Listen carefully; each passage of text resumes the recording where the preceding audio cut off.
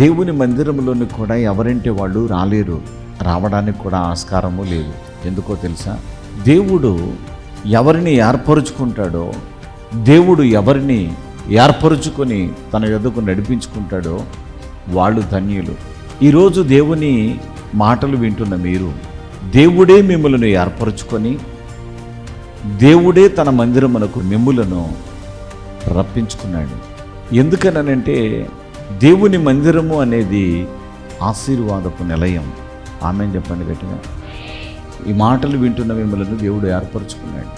ఏర్పరుచుకున్న ఆయన తన మాటలు మీరు వినేలాగా, తన వాక్కును మీరు వినేలాగా మిమ్ములను తను చేర్చుకున్నాడు. ఇప్పుడు మిమ్మల్ని ఆయన ఏం చేయబోతున్నాడు? ఏర్పరుచుకొని తన సన్నిధికి మిమ్మల్ని చేర్చుకున్న దేవుడు ఏం చేయబోతూ ఉన్నాడు?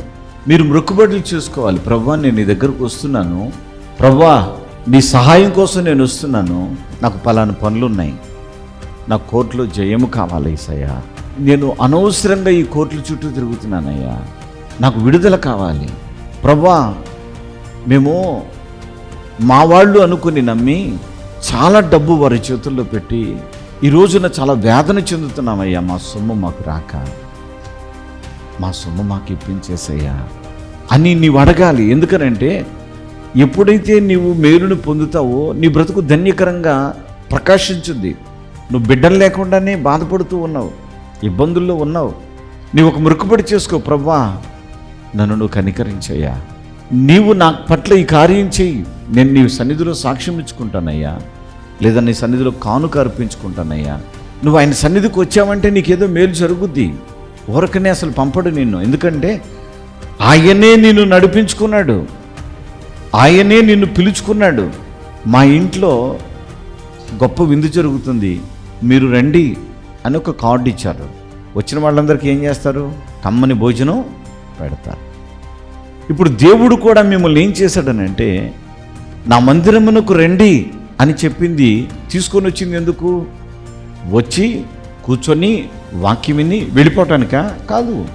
విందు భోజనానికి పిలిచిన వారి ఇంటిలో ఆహార పదార్థాలు అనేకములు ఉన్నట్లుగానే ఆ వచ్చిన వారికి ఆహార పదార్థములను పెట్టి తృప్తిపరిచి, బాగున్నాయా, ఇంకొద్దిగా తింటారా, కొద్దిగా తెమ్మంటారా అని అడుగుతూ ఉంటారు.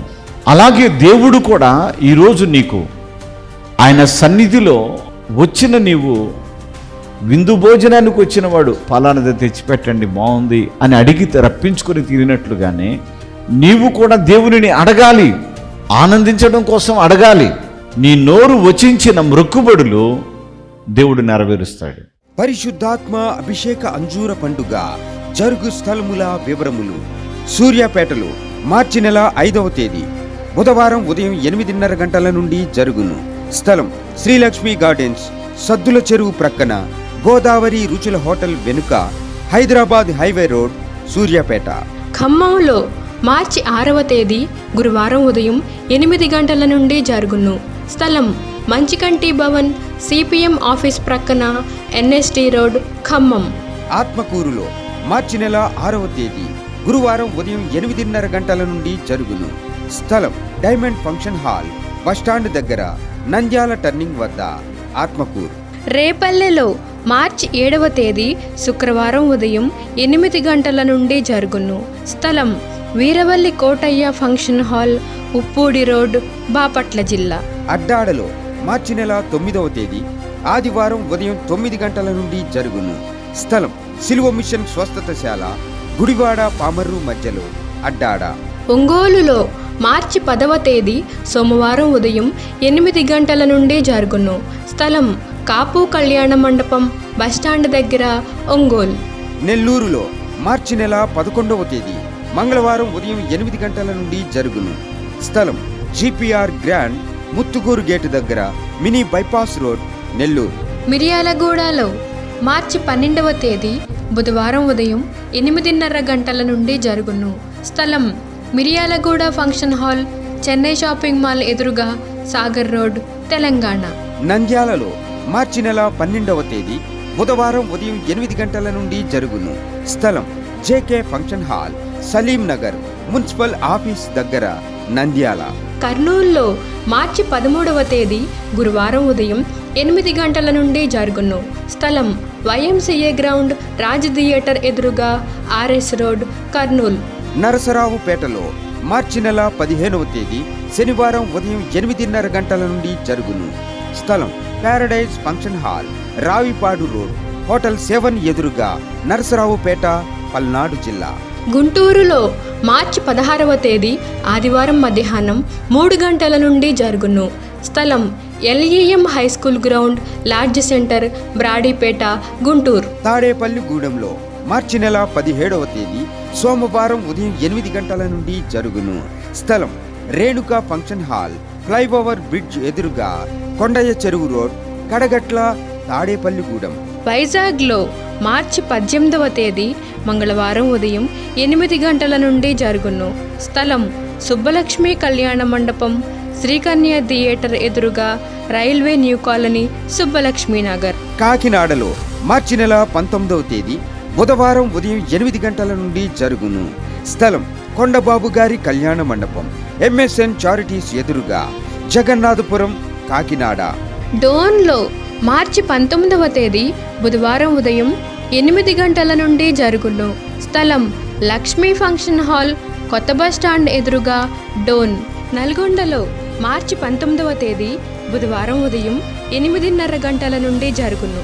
స్థలం SBR function hall, bus stand road, Boyawada, Nalgonda, Telangana. పాలకొల్లులో మార్చి నెల 20వ తేదీ గురువారం ఉదయం 8 గంటల నుండి జరుగును. స్థలం కిరాణా మర్చెంట్ అసోసియేషన్ బిల్డింగ్, బస్టాండ్ వెనక road, Srinivasa deluxe road, Palakollu.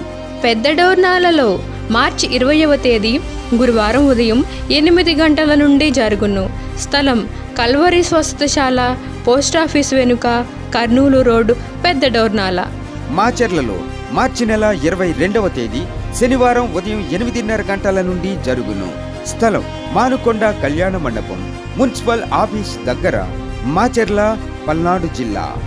ఏలూరులో మార్చి 23వ తేదీ ఆదివారం మధ్యాహ్నం 2 గంటల నుండి జరుగును. స్థలం Shubhalekha convention, Kandrikagudem centre, Chintalapudi road, Eluru. అనంతపురంలో మార్చి నెల 24వ తేదీ సోమవారం ఉదయం 8 గంటల నుండి జరుగును. స్థలం Sri Padmavathi function hall, Ramana Ramesh theatre, old town, Anantapur. గుంతకల్లులో మార్చి 26వ తేదీ బుధవారం ఉదయం 9 గంటల నుండి జరుగును. స్థలం మహేంద్ర కళ్యాణ మండపం, Tilak Nagar, SLV theatre road, Guntakal. ఆదోనిలో మార్చి నెల 27వ తేదీ గురువారం ఉదయం 8 గంటల నుండి జరుగును. స్థలం international function hall, 2 town police station ప్రక్క రోడ్, SKD కాలనీ, ఆదోని. వినుకొండలో మార్చి 29వ తేదీ శనివారం ఉదయం 8:30 గంటల నుండి జరుగును. స్థలం గంగినేని గార్డెన్స్, నరసరావుపేట రోడ్, పల్నాడు జిల్లా, వినుకొండ. సోదరి పేరు కుమారి గారు, చెన్నూరు వీళ్ళది, కల్లూరు మండలం, ఖమ్మం వాస్తవ్యులే. ఈమెకి ప్రక్కలో గడ్డ వచ్చిందట. సంవత్సరం క్రితం అది కేవలం చిన్న సైజులోనే ఉంది. క్రమక్రమంగా అది పెరుగుతూ వచ్చి బాధాకరంగా మారిపోయింది. అలాంటి పరిస్థితుల్లో ఈమె హాస్పిటల్ను కూడా ఆశ్రయించింది, మందులు వాడుతూ ఉంది. కానీ ఆ యొక్క గడ్డ రోజు రోజుకి పెరుగుతుందే తప్ప దానివల్ల ఏమాత్రం మందుల వల్ల ఏమాత్రం స్వస్థత లేక ఈమె బాధపడుతూ గత నెలలో వీళ్ళ మరిది గారు, ఖమ్మంలో దైవజనులు క్రీస్తు రాయబారి గారు వచ్చి స్వస్థత ప్రార్థనలు నిర్వహిస్తున్నారు. ప్రార్థన చేసి అంజూర పండు ఉచితంగా ఇస్తున్నారు. వెళ్ళి ఆ ఫలాన్ని తీసుకుని నువ్వు భుజిస్తే దేవుడు నీకు స్వస్థతనిస్తాడు అని చెప్పి వీళ్ళ మరిది గారు ఈ యొక్క ప్రాంతం గురించి, ఇక్కడ జరిగే ప్రార్థన గురించి చెప్పడం జరిగింది.